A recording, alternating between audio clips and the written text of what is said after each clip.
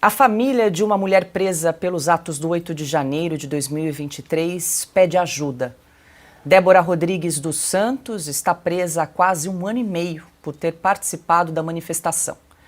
É ela quem aparece numa foto escrevendo com um batom a frase "Perdeu Mané" na estátua Justiça, que fica na frente da sede do Supremo Tribunal Federal. Em razão do ato, a mulher foi acusada pelos crimes de associação criminosa armada, tentativa de abolição violenta do Estado Democrático de Direito, golpe de Estado, deterioração de patrimônio tombado e dano qualificado pela violência e grave ameaça contra o patrimônio da União. A frase que ela escreveu na estátua foi removida com sabão neutro, como você observa aí nessas imagens que estamos exibindo na tela. Os filhos da cabeleireira, de 9 e 6 anos de idade, gravaram um vídeo pedindo ajuda para que a mãe seja solta. Vários parlamentares repercutiram o pedido das crianças. A deputada Bia Kicis declarou, abre aspas, "Isso é cruel e desumano", fecha aspas. O ex-deputado Deltan Dallagnol também publicou o pedido dos garotos nas redes sociais, afirmando que os filhos de Débora são mais 2 vítimas da arbitrariedade do ministro Alexandre de Moraes nos casos do 8 de janeiro. Bom, Silvio, a gente optou por não exibir o vídeo das crianças, mas vários parlamentares acabaram repercutindo aí, né, esse pedido dos filhos da Débora, que segue presa há 1 ano e meio, a Débora Rodrigues dos Santos. Paula, a Débora é uma das personagens que a gente cita na edição 223. Nós estamos na edição 225, portanto, não faz muito tempo. A edição que estampa o Felipe Martins na capa. Fala sobre dias de treva. A Débora, você já descreveu qual foi o ato gravíssimo que ela cometeu segundo o Supremo Tribunal. Ela participou do dia 8 de janeiro ali em Brasília, estava naquela tarde que terminou de uma forma muito ruim para todo mundo, e ela, diante da indignação que a levou até Brasília, ela é do interior de São Paulo, cidade de Paulínia, está presa em Rio Claro, desde o dia 17 de março do ano passado. A Débora sacou um batom, ela é cabeleireira, tem 38 anos, e escreveu "Perdeu Mané", uma frase que o ministro Luiz Roberto Barroso usou lá nos Estados Unidos depois das eleições, quando foi abordado sobre o resultado das eleições. A Débora estava indignada, nós conversamos com pessoas próximas a ela, citamos o episódio dos filhos, os filhos, eu acho que não devemos mesmo exibir o vídeo, mas eu posso relatar aqui que as crianças estão sentindo muita falta da mãe, são crianças com idades, elas são muito jovens, idade escolar, elas estão passando por dificuldades pela ausência da mãe em datas como Natal, aniversário. A gente sabe o que essas datas significam para quem é pai e mãe e está aí do outro lado da tela, como eu. É muito difícil essa situação dela, porque ela ficou 420 dias sem denúncia formal e até agora não foi comprovado que ela entrou ou invadiu qualquer prédio público. Ela pichou a estátua Têmis, tem 3 metros de altura, da década de 60, salvo engano, fica em frente ao Supremo Tribunal Federal, um escultor famoso, mineiro, que a deixou lá. Ela é de granito. Pois bem, aquilo saiu, como bem mostrou, com detergente, com sabão no dia seguinte. Eu não conheço nenhum pichador de prédio privado, público, que seja, que tenha sido apanhado pela polícia militar, em qualquer região do Brasil, qualquer cidade, que tenha passado tanto tempo preso, de forma cautelar. O prazo legal são 35 dias depois da prisão. Ela foi presa porque a Folha de São Paulo, uma repórter da Folha de São Paulo fotográfica, flagrou a imagem, publicou a imagem e passou, o jornal tentou ir atrás para descobrir quem era essa pessoa. E por meio de redes sociais, acharam um rosto muito parecido nas redes, chegaram a um vizinho, chegaram a alguém da cidade que a conhecia, que disse: olha, é a Débora, tá lá em Paulínia. E aí chegaram na Débora, telefonaram para ela e a Polícia Federal foi lá e prendeu. Ela continua presa. A defesa apresentou 8 pedidos para que ela pudesse cumprir essa cautelar Prisão domiciliar? Já está cumprindo pena? Eu acho que a gente já tem que falar que está cumprindo pena no Brasil, né? Em casa, mas ela não pôde. Ela permanece esquecida lá nesse presídio, e os filhos, a família, que inclusive passa por necessidades financeiras, tem ajuda de amigos e vizinhos, porque a renda dela no salão era uma renda que compunha a renda familiar dos meninos. E aí eu só finalizo, Paula, lembrando que Adriana Anselmo, então esposa de Sérgio Cabral, condenado a mais de 400 anos de cadeia, mas que está aí, influenciador digital, fitness, hoje em dia, está liso, está solto, não deve nada para a justiça. Adriana Anselmo foi solta depois de todo aquele escândalo, principalmente em Paris, com os guardanapos, os joias, os diamantes. Ela foi solta porque tinha crianças em casa que precisavam dela. Pois é, Alexandre, a Débora é acusada aí de 5 crimes, como nós trouxemos aí informação, e a sensação que a gente tem, né, o Silvio lembrou aí da Adriana Anselmo, então mulher do ex-governador do Rio de Janeiro, Sérgio Cabral, a sensação que a gente tem é que temos em vigor no Brasil mais de um Código de Processo Penal, mais de uma Constituição, mais de um Código Penal, e aí dependendo do caso é usado um ou outro, né, não é uma única lei para todos.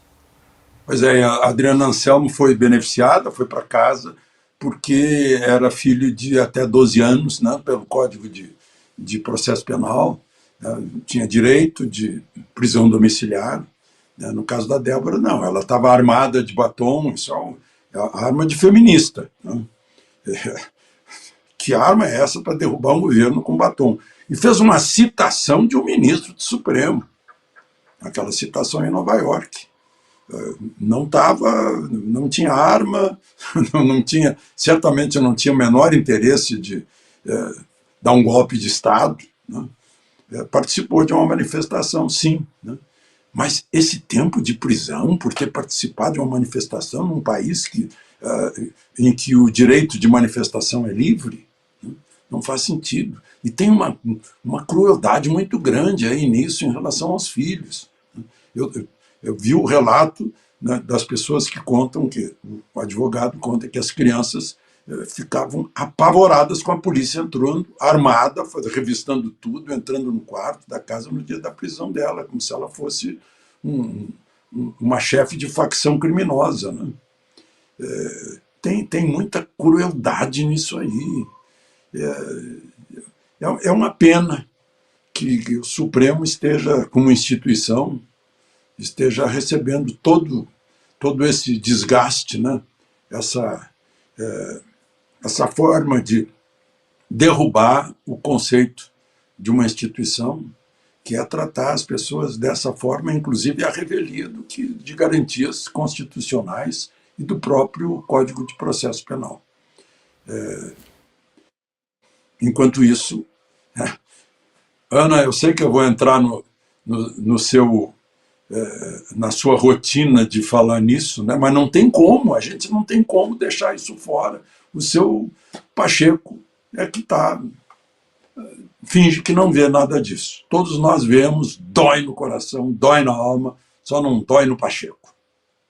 Pois é, Ana, até a título de comparação a gente traz o caso da cabeleireira Débora, que usou um batom ali para escrever na estátua, que depois saiu ali com sabão neutro. Em 2021, a estátua do Borba Gato aqui no Brasil, aqui em São Paulo, perdão, foi incinerada, tem fotos, né? Colocaram fogo na estátua. Os 3 responsáveis foram presos no dia 24 de julho de 2021 e no dia 11 de agosto, então aí 15 dias mais ou menos, foram liberados em razão desse ataque que fizeram aí a estátua de Borba Gato, que realmente o monumento foi incendiado, né? Como a gente vê aí na tela.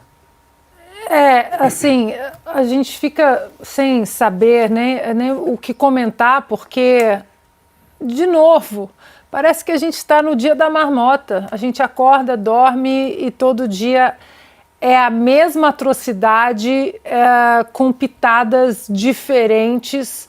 E aí, no caso da Adriana Anselmo, nós estamos falando de uma condenada. Ela foi condenada a 18 anos e 3 meses de prisão. passou pelo devido processo legal, teve o direito de defesa, de ampla defesa, o direito constitucional, e ela foi condenada dentro da grandiosa Operação Lava Jato, ali, né, no braço do Calicut, a mulher do Sérgio Cabral, como o Silvio disse, e aí o Gilmar Mendes liberou uma condenada a 18 anos e 3 meses de prisão, com todo o devido processo legal respeitado, a voltar para casa e cumprir prisão domiciliar porque tinha filhos pequenos. Um deles tinha 11 anos. Os filhos agora pedem, são bem mais novos, né? E, no entanto, tudo é dado de ombros. Não apenas os ministros do Supremo Tribunal Federal ignoram a lei, a mesma lei que foi usada para soltar a Adriana Anselmo, mas como o Alexandre Garcia disse, o Senado, Rodrigo Pacheco, vendo a Constituição sendo vilipendiada, rasgada, abusada, como se isso não fosse atingir, eles pensam que vão atingir aqueles baderneiros, os tais bolsonaristas, né? Aquela moça que escreveu Perdeu Mané, mas isso atinge o coração do Brasil, atinge a nossa Constituição, o nosso norte jurídico. É por isso que eu espero que Minas Gerais não eleja Rodrigo Pacheco para mais nada, porque ele mostrou ser um incapaz e, acima de tudo, um covarde em não se levantar e defender a nossa Constituição, que precisa cobrir todos os lados do espectro político e ideológico e atualmente cobre um lado só. Piotr, só para fechar esse caso da estátua do Borba Gato, a gente estava apurando aqui, dos 3 envolvidos, só um foi condenado, o Paulo Galo, foi condenado a 3 anos, 1 mês e 15 dias de reclusão em regime aberto, mas a pena acabou sendo convertida em prestação de serviços à comunidade. Então, no fim das contas, ele só ficou preso ali no período entre 24 de julho a 11 de agosto, ali 14 dias. E nós, inclusive, repercutimos na Revista Oeste que esse Paulo Galo, não sei se temos aí, tá aí na tela para quem nos acompanha, aí, ó, militante que incendiou estátua de Borba Gato, disse que roubava refeições acima de R$500 na época em que era entregador no iFood. O Paulo Galo, ele que colocou fogo na estátua do Borba Gato e foi condenado, então, na verdade, a prestação de serviços à comunidade, com menos de 15 dias preso. Está aí. A pergunta é essa, por que esse tratamento? Porque, em tese, isso é a lei. Olha, para aquilo, claro que é uma gravidade grande, foi pegar, tomar, atear fogo num patrimônio público, é uma estátua, tem sim representatividade para as pessoas, os bandeirantes são a razão de São Paulo existir, do Brasil existir, tanto que o palácio chama-se dos Bandeirantes, provavelmente uma das principais rodovias se chama Bandeirantes, mas a justiça, o juiz de primeira instância, diferentemente do caso da Débora e de todos os presos do dia 8, que estão sendo julgados no Supremo Tribunal Federal, numa corte completamente absurda, não tem nenhuma razão para estarem lá, mas o juiz de primeira instância olha para aquilo e fala, vai prestar serviço à comunidade. E tomara a prenda, porque também ninguém vai imaginar que era para mandar para a forca quem foi lá e fez isso, né? Nós estamos num mundo civilizado. A questão é por que não tem a civilidade jurídica lá do Supremo Tribunal Federal em relação a essas pessoas. Porque é o caso dessa moça, essa menina Débora, que é mãe de 2 crianças menores, de 10 anos inclusive, né? É um caso de irrazoabilidade e de desproporcionalidade na aplicação do direito por parte do Supremo. Aliás, a aplicação é bem ruim nesse caso, porque nós temos vários casos de pessoas que sequer têm denúncia e continuam presas, o que é uma afronta também ao direito e que, de novo, eu vou insistir nesse ponto, chama atenção o silêncio dos defensores da democracia lá daquela Carta de 2022. A hipocrisia, a covardia, você pode dar o nome que quiser. Só não é defensor do direito. Não dá para chamar aquela gente de defensor do direito, porque senão é direito seletivo, aí já é outra coisa. Mas eu vou me reportar aqui, Paula, me permita só lembrar de um caso. Eu era repórter ainda, eu comecei a trabalhar, quando eu vim trabalhar aqui em São Paulo, tinha havido os presos, os sequestradores do empresário Abílio Diniz, começaram a fazer uma greve de fome no presídio. E aquilo incrível, mobilizou boa parte do pensamento político. O Lula, inclusive, em 2022, agora na eleição, disse que fez uma interseção com o presidente Fernando Henrique Cardoso. Eu me lembro, eu estava aqui na porta do HC como repórter do Hospital das Clínicas, aqui onde eles foram internados depois da greve de fome. E havia ali toda uma comoção por parte da imprensa, porque na hora é melhor fazer os tratados internacionais valerem, os que são de fora do Brasil, haviam canadenses e chilenos, vão cumprir pena lá, o brasileiro cumpre pena aqui. E a gente está falando de um sequestro, 7 dias de sequestro no caso, se não me falha a memória. Hoje já é um crime hediondo o sequestro, inclusive. Na época não era, mas nós estamos falando de um sequestro. Para a vítima é um sequestro do mesmo jeito. E sequestro é algo violento, é cessação da liberdade de forma violenta e sem nenhuma comunicação, sem possibilidade de reclamar. Me lembro do então ministro de Direitos Humanos, José Gregório, já falecido, veio aqui na porta do HC, ligou para o presidente Fernando Henrique naquele momento em Brasília, aí os advogados falaram, inclusive com o presidente, bom, houve ali a aplicação de acordos internacionais para que eles cumprissem pena fora. Mas havia dentro da imprensa, uma preocupação, bom, eles estão ali, precisam voltar a se alimentar. Aí veio o médico contar, olha, já fico na hora do almoço, da janta, que obviamente a reinserção de alimentos era cuidadosa, porque tinham ficado em greve de fome, e contava aquilo com detalhes, olha, poxa vida, eles ficam lá na porta do quarto esperando a comida. Eu estou falando de sequestradores. Eu não vou rememorar mais esse caso e não quero revisitar o caso do ponto de vista de mudar a decisão. Não é esse o meu ponto. A questão é, como é que uma menina, uma moça, uma mãe, sobe na estátua da Têmis ali em frente ao Supremo Tribunal Federal e é acusada, faz uma, abre aspas, pichação com batom e é acusada pelos crimes de associação criminosa armada. Um batom é a arma dela. Tentativa de abolição violenta do Estado Democrático de Direito. Meu Deus do céu, onde é que alguém conseguiu ser tão criativo e estúpido assim com o direito? Golpe de Estado com batom. Eu li na história, eu confesso que eu sempre gostei de história, e os meus professores mostravam fotos na época, não tinha internet quando eu era moleque na escola, e eram tanques nas ruas, militares, enfim, aquela coisa toda, explosões. Vamos lá, não aconteceu nada disso. Deterioração de patrimônio tombado. De novo, batom, saiu com sabão. E dano qualificado pela violência e grave ameaça contra o patrimônio da União. Eu volto ao ponto inicial. É completamente irrazoável e desproporcional, para usar expressões do direito.